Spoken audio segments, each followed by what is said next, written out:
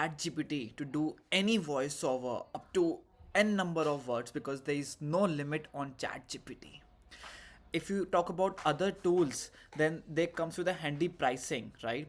But ChatGPT is something where you do not require any subscription to pay, and you can use ChatGPT to do any voiceover for free.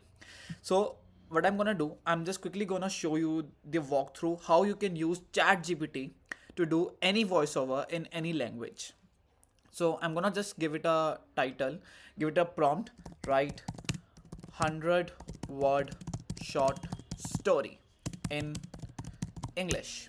Now this will quickly gonna give me a short story. You can like specify the word limit that you want to, because I am just gonna give you a very short idea how to use ChatGPT. That is why I have specified 100 words. Now, after giving the prompt, do you see this sound button? Read aloud. All you have to do is you just have to click on read aloud. And before you do it, what you have to do, you have to use any recording software. For example, like I am on Mac right now, and I can use QuickTime Player to record the audio, because ChatGPT does not allow to download the audio, but it allows to do the voiceover.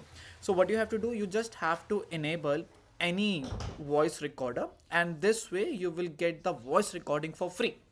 So for example, I'm just quickly gonna read aloud it, and after that my recording software will record this voice, and then I can use this voiceover at anywhere I want, or at in any videos that I want. So for example, just listen to this.